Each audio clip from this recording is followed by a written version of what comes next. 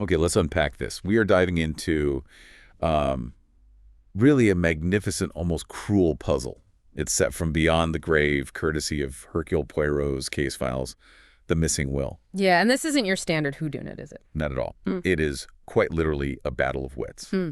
The listener who share these sources, they love classic detective fiction. And this story, it just delivers this perfect, layered structure of misdirection.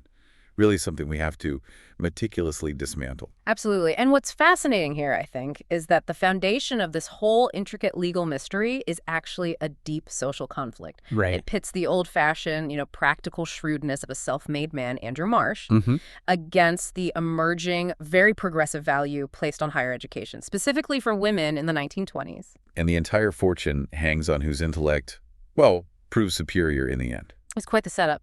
Exactly. The source material presents it right away, not as some tragedy, but as a sporting challenge. So our mission here is to follow Poirot, step by step, as he tries to outmaneuver the recently deceased Andrew Marsh. All to secure this huge inheritance for Marsh's niece, Miss Violet Marsh. And it requires absolute intellectual agility, doesn't it? Because we're essentially trying to catch a ghost in a lie.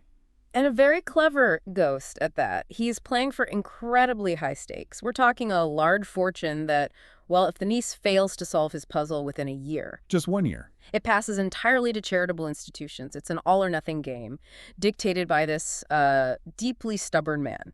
So let's start with the player whose future is really on the line here, Violet Marsh. When she comes to Poirot, how is she described? Well, she's tall, handsome, plainly dressed, and just entirely businesslike, like the quintessential new woman of the era. Composed, assured. Hastings, the narrator, he notes he found her manner quite alarming, actually. Yeah, which really reflects that contemporary unease with female independence, doesn't it? It really does. And her background sets the stage perfectly for the conflict. Mm-hmm. Orphaned, raised by her uncle Andrew, he'd made this massive fortune over in Australia. Land speculation mostly. So Andrew Marsh was exceedingly rich, but crucially, entirely self-taught. Remarkable shrewdness, but no formal book learning himself. Right. And he owned this property, Crabtree Manor. Sounds grand, but it was really just an old farmhouse. Which kind of reflects his roots, doesn't it?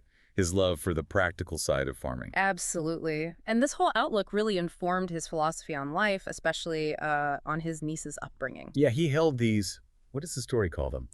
Deeply rooted, peculiar ideas about how women should be raised. Peculiar is one word for it. He believed girls should focus only on practical skills, housework, dairy work, being useful around the home. Actively campaigned against book knowledge. Saw it as, what, useless frippery for a woman's true purpose? Pretty much. But Violet, well, she possessed a very good brain. And crucially, absolutely no aptitude or desire for any of that domestic stuff. So the tension was just inevitable, wasn't it? Completely. She rebelled, but politely. Pursued her education, won scholarships, kept getting her own way. Until that final defining crisis. Ah, yes, the Girton decision. Tell us about Girton. Why was that such a big deal? Well, for our listeners, this is incredibly important context. Girton College at Cambridge, back then, it was this beacon for women seeking genuine, rigorous higher education. Okay. So choosing Girton wasn't just picking a university. It was making a kind of radical declaration of intellectual independence. Choosing a public learned life over the traditional domestic sphere Uncle Andrew absolutely revered. That was the line in the sand. Exactly, the point of no return. Andrew Marsh, who fully intended her to be his sole heiress, he had no other family. You see, he put the final ultimatum to her. Which was? If she persisted in his words, newfangled notions, she would receive absolutely nothing. Wow. And Violet? She was polite, apparently, but absolutely firm. Said she had to lead her own life. Fair enough. They parted ways 9 years before this case even begins, and Marsh's last words to her. They really set the stage for this whole challenge. What did he say? He declared, "You fancy your brains, my girl. I have no book learning, but for all that, I'll pit mine against yours any day. We'll see what we shall see." Chilling. A perfect statement of defiance. Yeah. And he meant it. Oh, he absolutely stuck to his word. Uncle Andrew died just a month before Violet contacted Poirot. And the will she presents, it's extraordinary. Not just the terms, but the sheer audacity of it. So, lay it out for us. What did the will actually say? Okay, so it stipulates that Violet inherits Crabtree Manor and all its contents, but only for 1 year. 1 year. And the crucial wording is, during which time my clever niece may prove her wits. Prove her wits. If she fails to do that within the 12 months, the massive fortune passes entirely to various charitable institutions. Incredibly cruel, but also ingenious. Right. How did Violet react? Surprisingly, she views it as that sporting challenge you mentioned. She refuses point blank to try and challenge the will legally, like on grounds of error or undue influence. She respects her uncle's shrewdness too much for that. Exactly. She doesn't believe for a second he just made some simple mistake. Okay, so the specifics of this conditional will must be vital for Poirot. Absolutely critical. It was written on a standard, printed will form, witnessed by the couple who worked for him, the Bakers. But the key piece of information, the one that really opens the whole investigation, is the timestamp. Which was? Dated March 25, 11 a.m. 11 a.m., and Poirot latches onto that immediately. Instantly.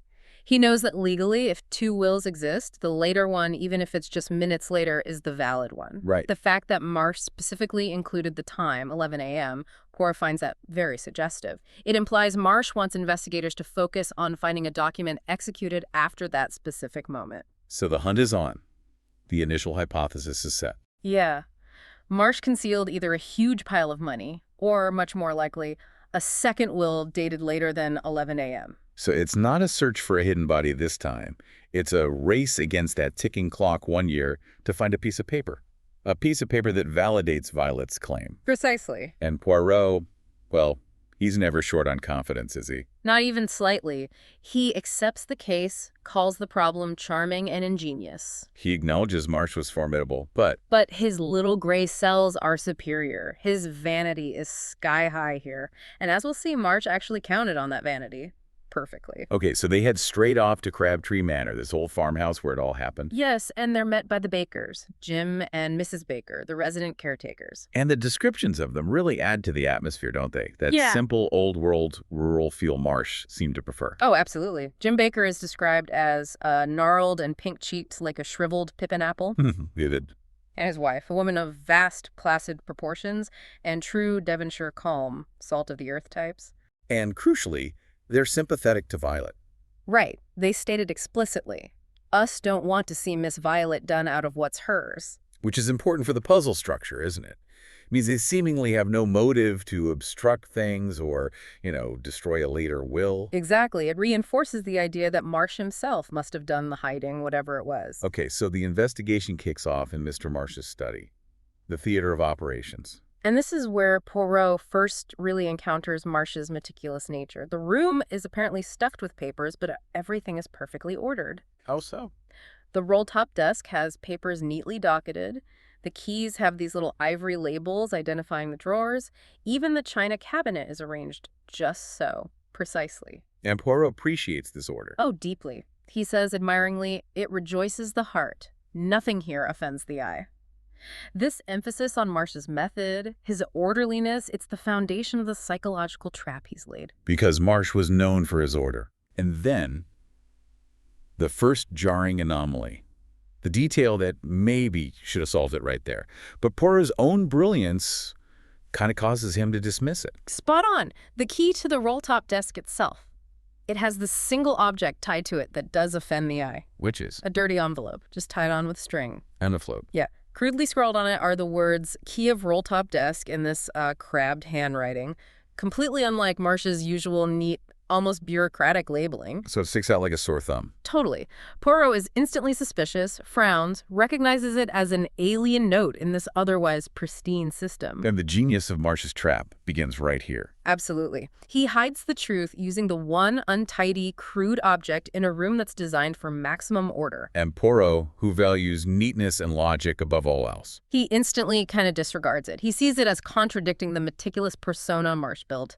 So he puts the envelope aside, thinks it's just some inexplicable lapse, maybe Marsh was rushed, and he starts his more complex inquiries. Clever. So he moves on to interviewing the Bakers. Right. And they provide the second layer of Marsh's brilliant misdirection.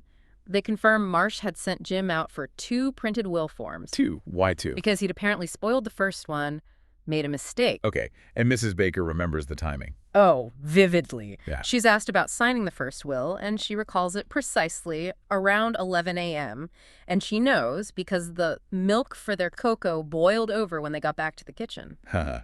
A classic Christie detail. Yeah. So that confirms the 11 a.m. time on the will Poirot has.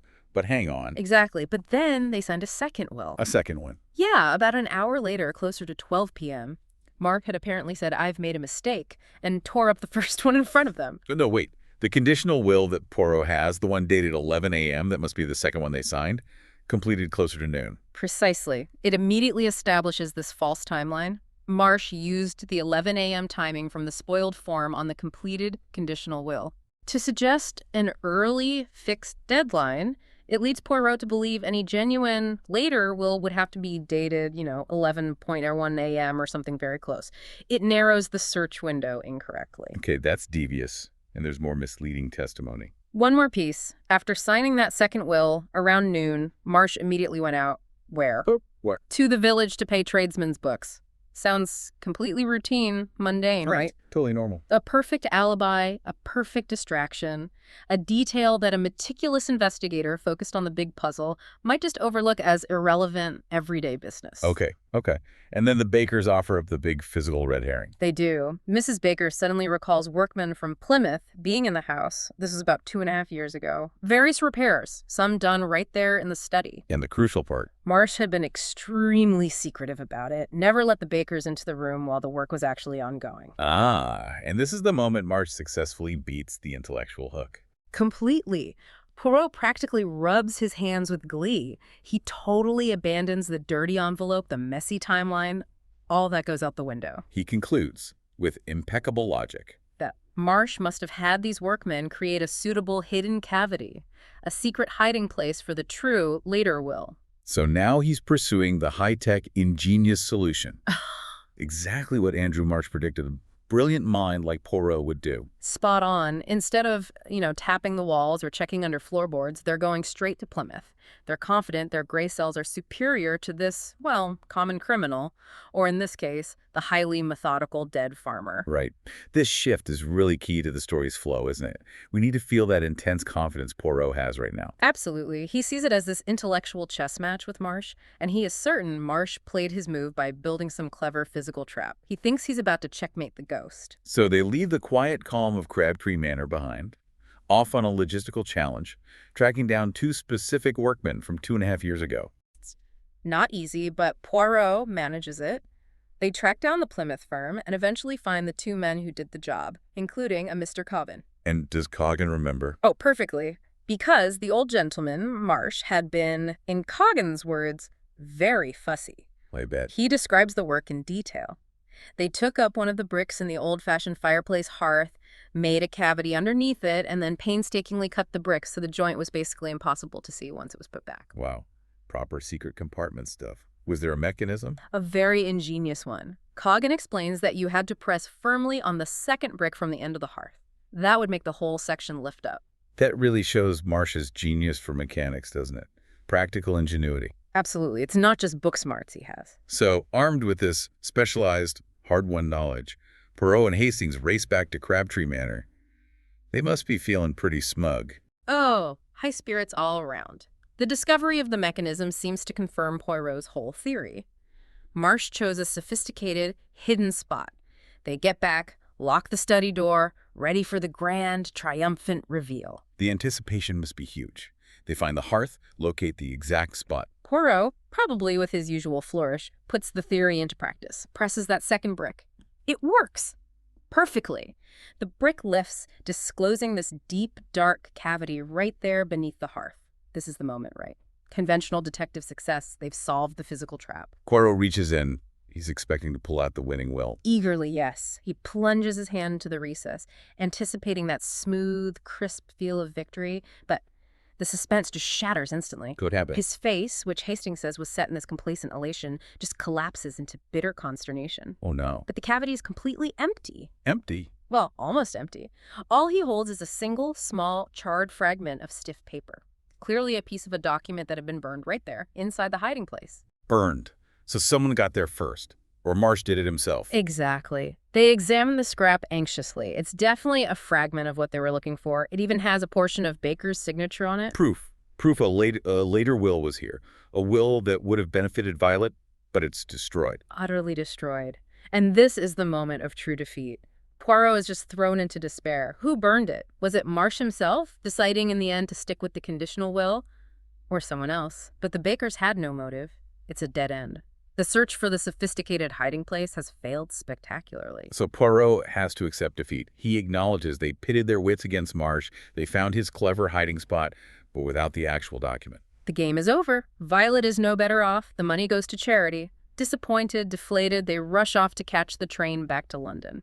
And this failure really underscores Poirot's hubris, doesn't it? Absolutely. He was so convinced Marsh would use this highly complex, engineer-driven solution, something worthy of Poirot's attention, that he completely ignored the simpler, more obvious clues right under his nose. Marsh successfully predicted that the most brilliant mind would look right past the mundane, the untidy. Precisely. Okay, so picture this. They're on the express train, pulling out of Taunton Station.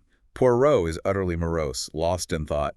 Hastings is maybe dozing off. And suddenly, Poirot lets out what Hastings describes as a piercing squeal. A squeal Yeah. from Poirot. A physical, violent realization of his massive error. It's almost comical. What does he do? He forces them to jump out of the moving train. No. Yes. An act of completely uncharacteristic physical action, driven by pure intellectual desperation. He starts railing against himself, calling himself an imbecile, a triple imbecile. Why? What did he realize? He finally connects his blunder back to that single, mundane, yet absolutely crucial routine detail they dismissed earlier. Which was? He cries out, "The tradesmen's books! I've left them entirely out of account." Marsh going to the village after signing the second will. Exactly. That detail, which seemed like just an innocuous alibi for Marsh's whereabouts between, say, 12 p.m. and maybe 1 p.m., wasn't an alibi at all. It was the key. Here's where it gets really interesting. That routine trip to the village. It wasn't a distraction for the Bakers. It wasn't really about paying some minor debt.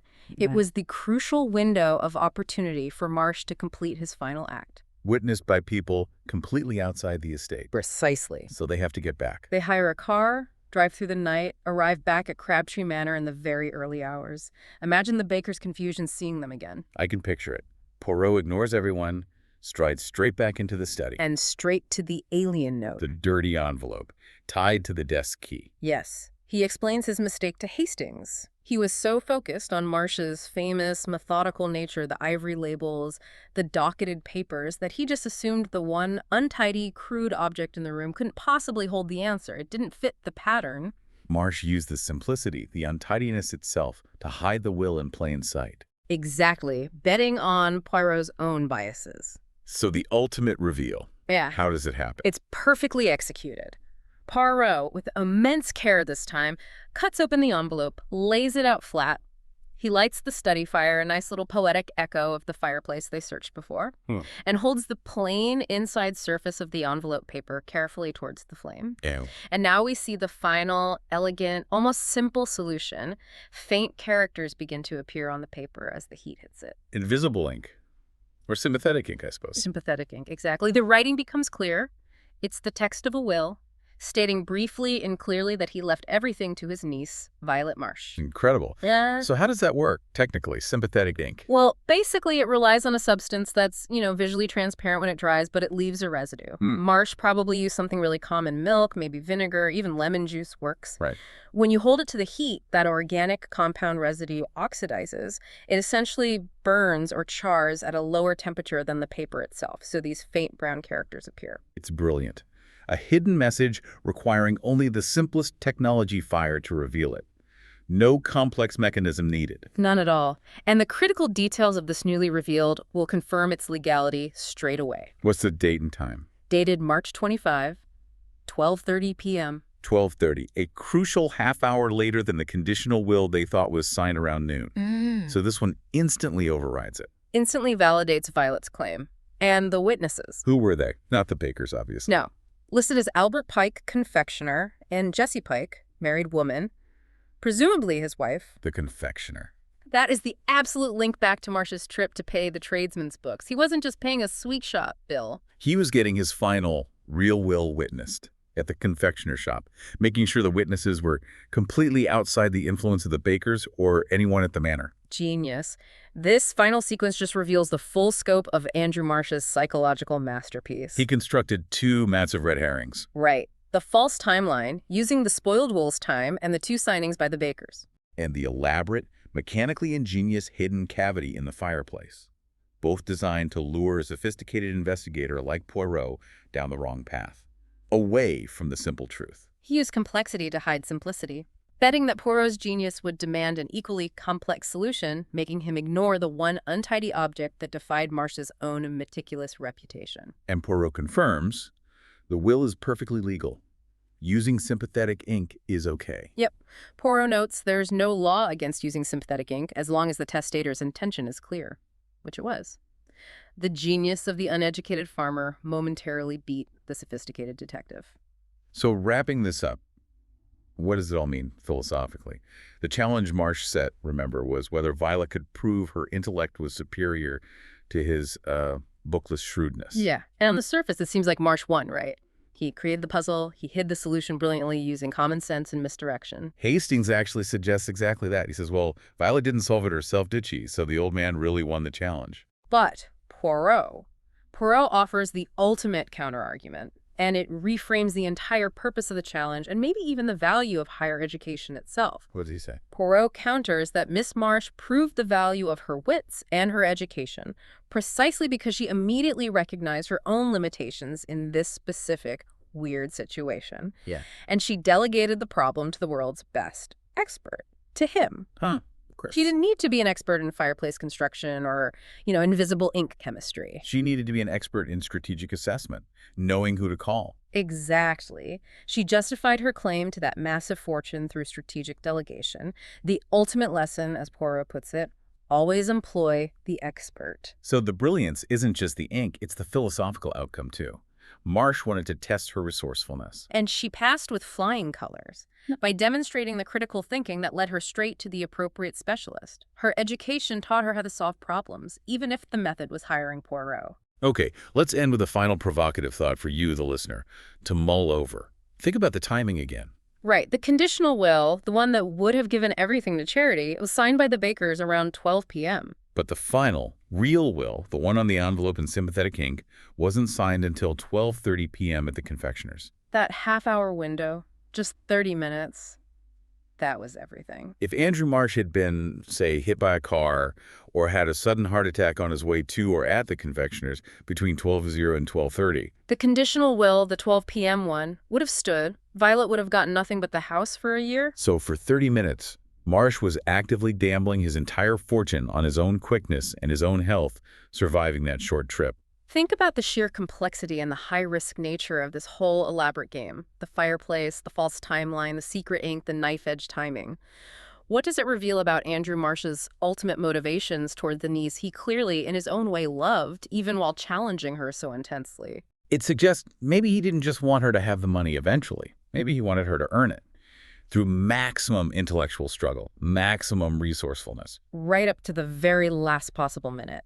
Ensuring his legacy wasn't just the money, but one of profound, calculated, and ultimately successful wit. It's really a spectacular end to a spectacular puzzle.